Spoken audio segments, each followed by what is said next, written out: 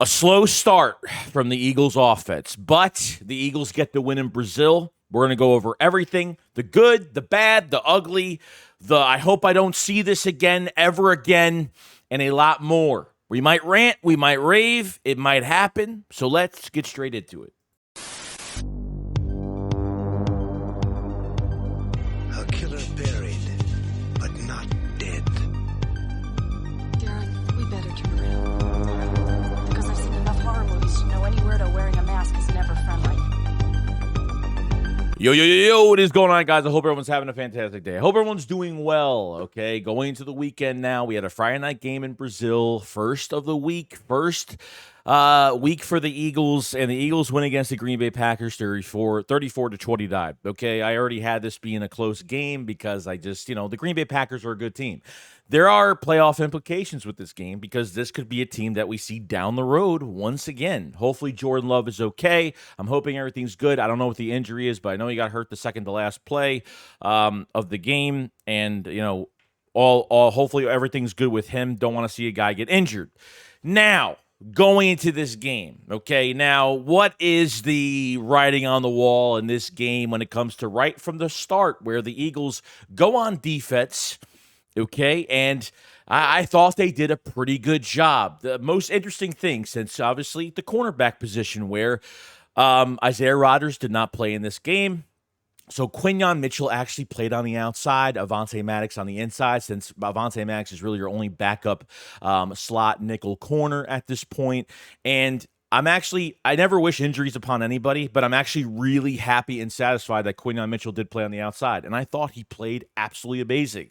Okay. I thought, talking crap to Watson, going up for a couple deflections, and, they aimed at him a good amount of times. You're going to win some, you're going to lose some with these corners. It just happens. But Quinyon Mitchell, I got to say, looks very reliable, and can't wait to see more from him this season. I thought he just really brought some, just even Nick Sirianni said it, like, no moment is really too big for Quinyon Mitchell. And I could totally believe that, kind of going into his own and having that first game on outside corner. And I don't know what they're going to do next week, but obviously we'll talk about that, this week in a few days, since our next game is Monday night. So I thought the corners, Quinyon Mitchell did great. Avonte Maddox didn't really have the best day I thought he was going to have. I don't know. Avonte Maddox, really his biggest kryptonite right now is facing big tight ends or even big receivers at this point. Tall receivers. I mean, he's already had issues with that in the past, but at least he's healthy and he could play and he can at least try to get the stops. I don't think he was that good in this game. The reason why Quinyon was on the outside in this game, because really nobody plays on the inside. No, Eli Ricks doesn't play on the inside. Keely Ringo doesn't play on the inside. So, and I don't think Isaiah Rodgers comes back next week, plays on the inside. So Avonte Maddox hopefully just gets better as the weeks go on. And when we do need him, he will be the backup safety, the backup nickel corner to Quinyon Mitchell when Quinyon goes back to that nickel spot. If that happens, we'll see. Most likely it probably will. And by the time week 2 happens on Monday night against the Falcons, I think that nickel spot will be a huge upgrade by Quinyon just being in there, getting his feet wet a little bit. So I thought the corners did pretty good. The defense actually did very well in this game. I mean, it could have been 14-0 beginning of this game. Okay, the offense with Jalen Hurts, what happened? The 2 turnovers obviously backed up to the 6. On Saquon, slipping and sliding on this field, and it was a mess. The field was a disaster. It was really bad. It was as bad as the 22 Super Bowl, or even worse, because I felt like we just couldn't. Really, we got a lot of non-productivity at some positions because of the slipping and sliding. And, Green Bay was affected by this as well as the Eagles were, okay? Jalen Hurts throws a pick there. Defense comes back, holds to 3 points. You had a bad snap by Cam Jurgens, fumbled snap. Eagles defense holds to 3 points. I think we were really looking at the defensive line in general, which I really did like, was the DTs. I thought Jalen Carter could have got some calls on him, at least for some holding.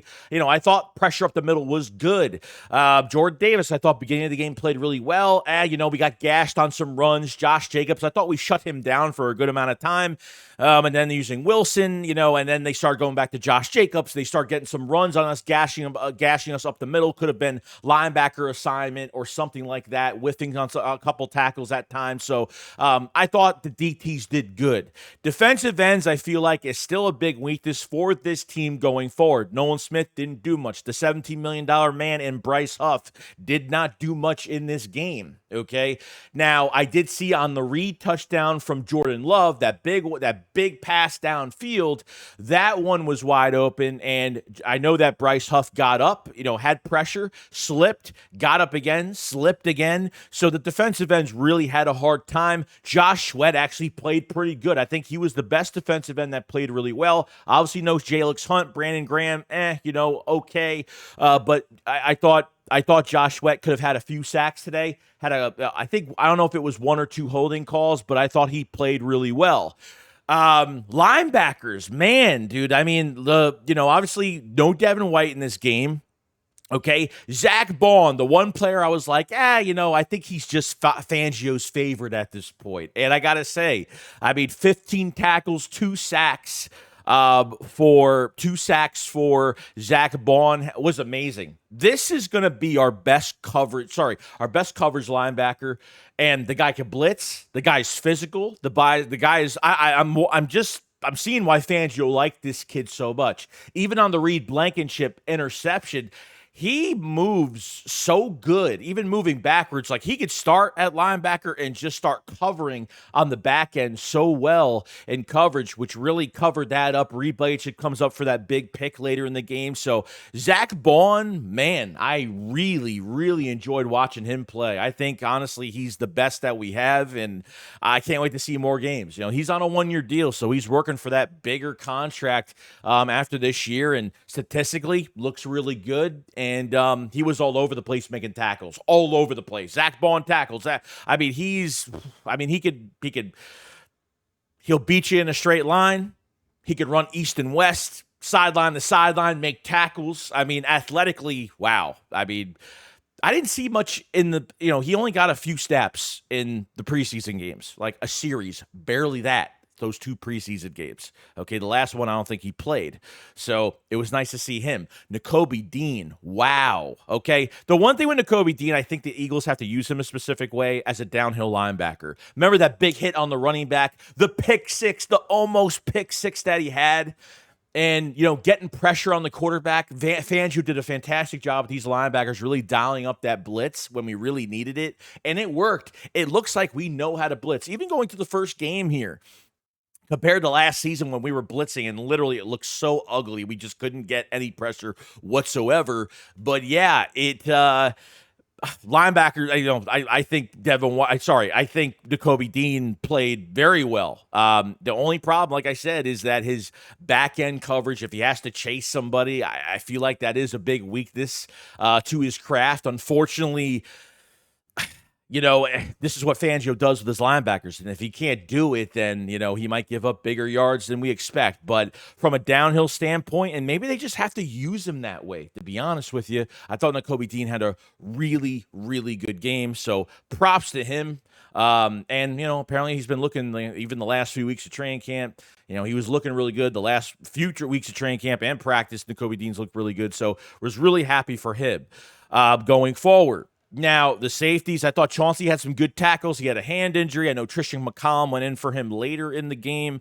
It seems like Reed Blankenship is still going to be sidelined until the weeks go on, until he gets more practices under his belt, because realistically, if they're putting Tristan McCollum in at safety and they didn't put Reed Blankenship for that Chauncey Gardner, they didn't put in Cooper DeJean for that for the Chauncey Gardner-Johnson injury, then I'm really expecting DeJean to probably play some nickel, honestly. That's where I kind of have him right now. If Christian McCollum comes in over Cooper DeJean, I'm expecting DeJean to really be in that next, maybe to move into that backup role. I really want him to play. There's no way I think he's a first-round talent. The guy should be, just sitting as a backup. I know he'll get some play at some point. We'll see what happens during the next week into the next few days, when the Eagles rest up, get back to practice and see what happens there.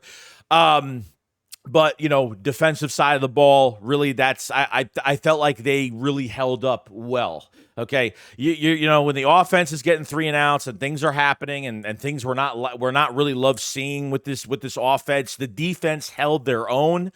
I felt like the cornerbacks played really fast, got off their blocks. You had 3 or 4 helmets to the football. Defensive line, they had some pressure, okay? But the edge, like I said, because of the field conditions, and I feel like we have to wait another week to see if this continues with the edge rushers. Jalix Hunt didn't play in this game either. Or, if this happens again where Bryce Huff is not doing much, like you're paying this guy a lot of money. So, there's a lot that really has to connect together. But for a first game for the defense, I felt like they really held up for the offense to say, hey, we're making these stops. We're waiting for the offense to make some big plays, and that's where we're at with that situation defensively. So I thought they stuck together. I thought they played really well, and that's where we're at. Offensively, okay. I'm not going to put too much into a first game, but I will because that's just who I am. And if people are going to just be pissed off at me for saying certain things, then the hell with you. Because let's talk about the positives here. Saquon Barkley, holy crap. The last Philadelphia Eagle to have a 3-touchdown debut. He's the second Eagle in history. Okay. Right behind Terrell Owens with a 3-touchdown debut. Good offensive line, good weapons. Saquon feels like he's not even on he doesn't even feel like he's on the scouting report for a lot of teams going forward because there's just too much to look. There's just too much as of right now when it comes to who you have to watch out for. Devontae Smith, A.J. Brown, Dallas Goedert. Dallas Goedert, got his catches when he had to, which was great. Calcaterra had a wide open catch in the second half. Okay, tight end wasn't bad. Saquon Barkley, 109 yards, 3 touchdowns, 2 rushing and 1 receiving. Fantastic. You couldn't ask for a better debut. I didn't think Saquon Barkley was going to do that much in this game because I thought we were going to spread it a little bit more, but the run game worked. You have a talent. You have a guy that you're paying $12 million a year to tote the rock for you and to be in the receiving game as well. To over 20 carries. Gainwell had a lot less than that, way less than that. I don't even know how many reps. I don't even know how many rushes Gainwell had. Gainwell went out for a couple passes. He actually played pretty good too, where it really mattered. Not many rushes for, and I got to say this. The end of the second quarter I thought was great.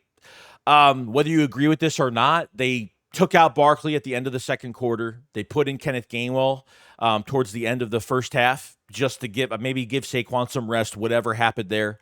Whether you agree with it or not, it seems like they just want to give Saquon a rest going into the half and then, kind of coming out fresh. Okay. So Saquon, Giant fans are crying. They're upset. And we have a legit 3-down running back that's getting paid and we're treating him well. Okay. What I'm not liking so much, and I thought the offensive line relatively played really good. I think Mekhi Becton looked good.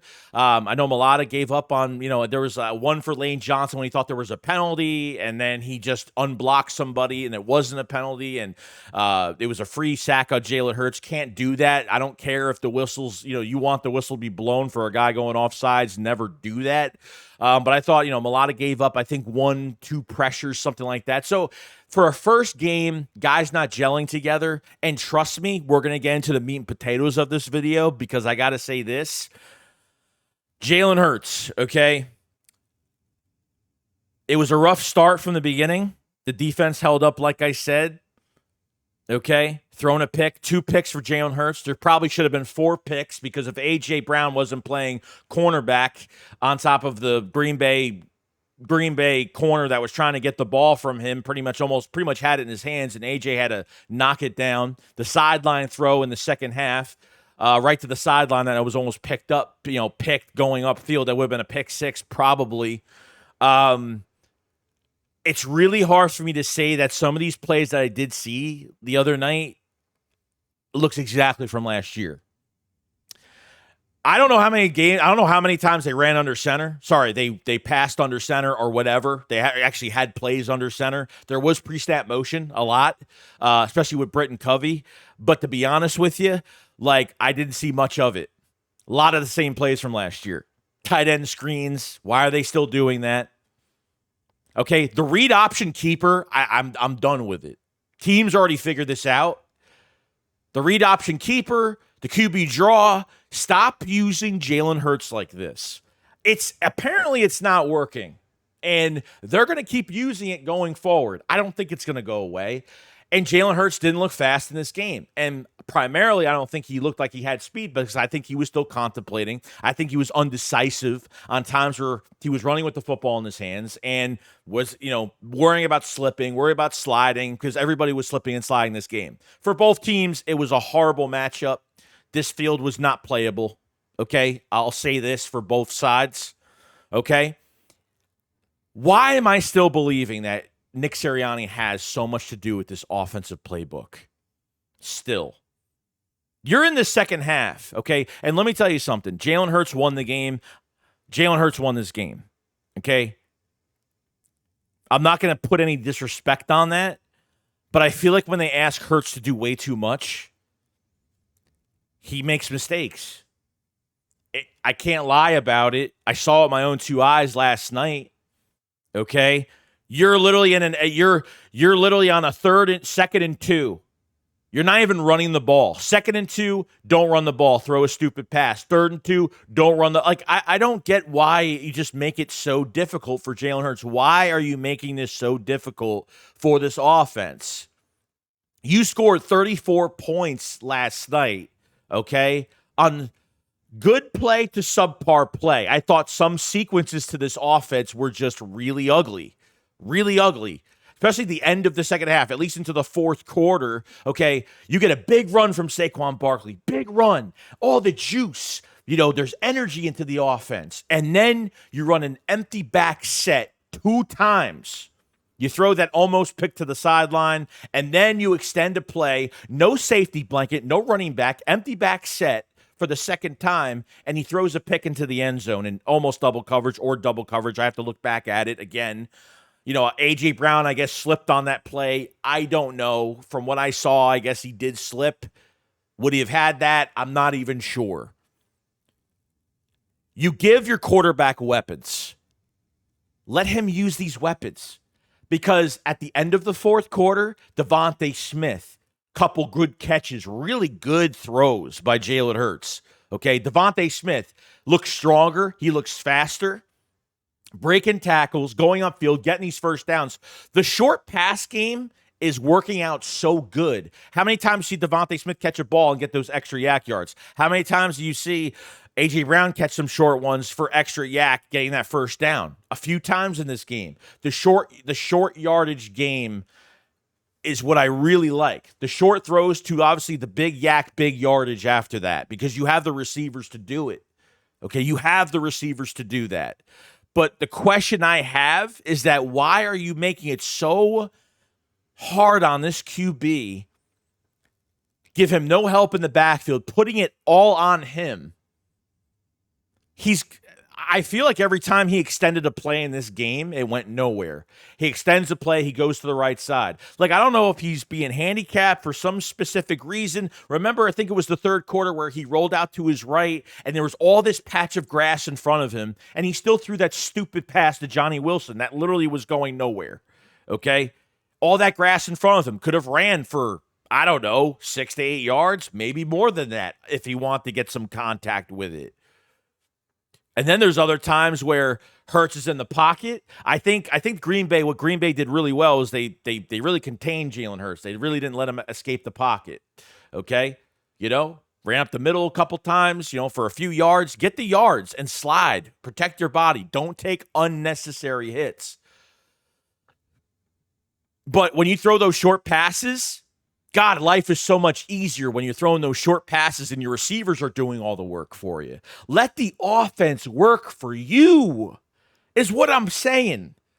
Why make it so much harder? 3rd and 2, second. I mean, you have that big run with Saquon Barkley. Keep running the ball. I don't even care if they used a different back at that point for a play or something like that. Keep running it with Saquon. But yet, you do this. Stop the read options with Saquon. Sure, it's going to trick defenses. You don't know if Jalen Hurts is going to run with it himself, keep it for himself, or he's going to hand it off to Saquon Barkley. It's a really good tactic to use, okay? But defense, as soon as Hurts has the ball in his hands, it seems like teams just read it so well. And the Packers were prepared for this because the Eagles did that shit last year nonstop. And no one's tricked by that. They have to change that around going forward, okay? So I think Hurts will be bad if they keep doing that. They're putting him in a bad situation. And I don't know, when he extends a play and he's in the pocket, how many times do we see him in the pocket and he had like 8 seconds of protection? Nobody open, runs to his right, and on the progression, extending the play and looking at his progression, I just feel like either he can't read it, So it really comes down to this coaching staff making things easier for Hurts. Because if he keeps doing this, he's going to be a pick machine. If there's nothing wrong with an empty back set or anything like that, but you did it 2 plays in a row near red zone, okay? You need to score. You need to tire out the defense. You need to, do something. Run the football. Run the football, man. That's, you know what I mean? Like, it's not rocket science. Why make it, I understand, like, if you spread out the offense, you spread out the defense, you're by yourself, and now everyone's either in man coverage or playing zone. Depending on what the matchups are, Hurts could pick his poison. Sometimes it's not going to work. Because if there's pressure and you have protection, you end up getting pressured, it changes the whole play automatically. Once you roll out to the left, you roll out to the right, you stay in the pocket, and there's guys in your face. You can't throw the football because you got guys jumping in front. You know what I mean? So it's a really tough sequence. They had some really bad sequences in this game. Why the hell, guys, are you not playing in preseason? I've said this over 200 passes for Jalen Hurts in training camp, no picks. I'm like, I thought it was a joke. How did I know that this was going to happen in this game? I feel like I thought it was vice versa. I thought the defense was really going to struggle and the offense was going to be just on fire. But I have to be realistic with myself and say, wow, no. This is what happens when you run an off-season program and your guys aren't playing together in preseason. Don't count one joint practice, okay? And then you practice against each other every day. Practicing against each other only goes so far because everybody knows each other. There's not an offense that, your own team can't give you different looks to a certain extent. It's not the same when you're in a, you're not getting tackled on game day. The quarterbacks don't get tackled in joint practice. Like, it's not real game-like situations. For certain positions, joint practice has value. And then when Nick's pissed off on the sideline in this game, like, am I supposed to feel bad? Am I supposed to agree with him that we look like crap? Why do you think we look like shit? It's because of this head coach. So I'm hoping they don't ruin Jalen Hurts theoretically and ruin his season this year because of these horrible sequences. And they're trying to get cute with plays and the read option keeper and the QB draw and unnecessary shit that they don't need to have in this offense right now. The tush-push fumble. Just run the ball in the end zone. A tush-push fumble. I've lost my voice today. We won, thank God. But this is 1 week in the books. Okay? My main concerns is the coaches putting Jalen Hurts in a successful situation. Make it easy for your quarterback when it comes to keeping Saquon on the field, running the football, and let those receivers work for you. Jahan Dotson obviously needs a few more weeks because, he hasn't been here long. I didn't expect him to have no big game, but maybe it would have been a matchup. I don't know. They use a lot of double tight end sets as well today because Kelmore loves his tight ends. Okay? This was their preseason game and a playoff implication type game that they could run into down the road. Defensively, I can't really complain. Whatever touchdowns they gave up, whatever that was going on in the game today, they were on the field a good amount. I thought they were going to tire out. I thought they were tired at a certain point in the second half because they were gashing us with the run game. Okay? I think athletically we look good defensively. I love the linebackers. I love the cornerbacks. I think you're deep at corner. It's going to get better even next week. In a couple weeks, Monday Night Football. And when it comes to turnovers, we have to capitalize. We had that one pick with Reed Blankenship. That was it. Reed had a great game. You had a fumble. Slay had Jacobs. I don't know if it was against a tackle on Wilson or Jacobs, but he had him fumble the football. We couldn't pick it up. The pick six from the Kobe Dean. Man, so close. You understand if Dean gets that pick six, they don't score on that drive. So things happen for a reason, guys. And I think this was a nice first step to the season. This was the offense's preseason game, as sad as it sounds. I'm really afraid that Nick has gotten involved a little bit because there are plays there that reminded me of last year. And the last thing is obviously the edge rushing position that we need. Whether it's the field conditions, it could have been, because I don't think Bryce Huff would be this bad today. Josh Sweat got held a few times, had some penalties against him, which was good. The DTs have no issue with. We get J-Alex Hunt back next week. So like I said, I was really dogging on Hurts in that stream because, of course, he throws a pick. I'm going to get pissed off. That's just how it goes. But I blame the coaching staff. Okay? There is no reason to pay a $12 million running back and not have him still in the game and give Jalen Hurts 2 empty back sets with no help, no safety blanket, and you know what I mean? Screw the tush push, bro. Because if Kelsey's not here, we know this. They did run it once really good. And I think you could tell that they need practice. All of this talk about the Eagles being the offense clicking.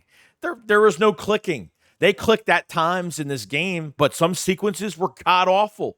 God-awful. Okay? And obviously less amount on those penalties. The penalties on both sides were really... that game went really slow because if you have a penalty on every single play, whether we're on the offense or the defense, whatever the case may be, they gotta de-escalate on the penalties a little bit. So that's really my review of the Eagles versus the Packers in Brazil. I'm glad we're out of Brazil. I'm glad we're coming back home. We actually have our actual home opener on Monday night next week, okay? I'm not killing Jalen Hurts because it's the first game. I'm not killing Jalen Hurts because a lot of this has to be the coaching staff too. A lot of it. The more you put on Jalen Hurts' shoulders by himself, I think the worse he's going to get. Obviously, when he scrambled to the left side, had that rushing first down by himself, he used all of what he had to get that first down. And then he scored, and then we made it count for what it was. Obviously, the A.J. Brown touchdown, didn't discuss the 67-yard touchdown, was amazing on Jair Alexander in coverage, which was great. The receivers did good. Did really well. This coaching staff needs to do better in the offseason, and they need to give Hurts. Hurts needs to help. The guy can't do it by himself and all those and an empty back set. I can't do it. You can't do it these games. Not like this. Run with Saquon Barkley. Throw short passes to these receivers. Make things simple. The weapons will do the work for you. So Jalen Hurts doesn't have to do all this extend the play and run this way and run that way and read option. I'm going to keep it. I'm going to run slow. I'm going to slide. He doesn't need to do all that. Like that's what I'm saying. If he continues, if the coaching staff says this is what you're going to do, he's going to throw a shit ton more picks this year, and he's going to be one of the worst quarterbacks this year if he does this. If he keeps doing this. Like I said, not on Hurts, on the coaching staff putting him in that position, okay? That's where I'm at with this whole entire thing with Jalen Hurts. Was pissed at Jalen Hurts. Obviously, it's in-game. Emotions are running high. We're pissed off. Why did you throw that? I get it. But when you don't have anybody in the backfield, when things just don't, when you're not running a specific play, a run play on second and 2, third and 2, and you're just like running, I mean, seriously.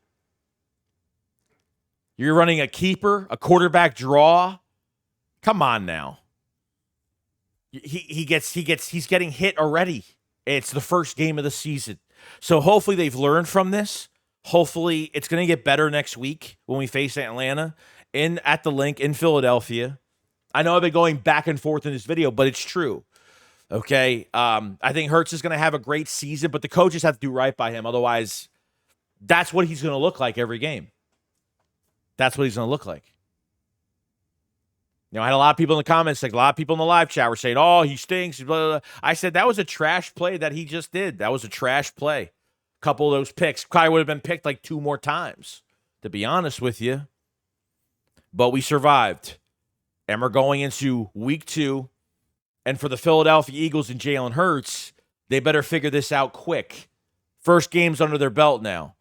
Now they got their feet wet. This was their preseason game. The sequences, somewhat good, and somewhat a lot of deja vu from last year, which makes this even more scarier by the day. So, sorry for the long rant, but this is where I'm at with the situation.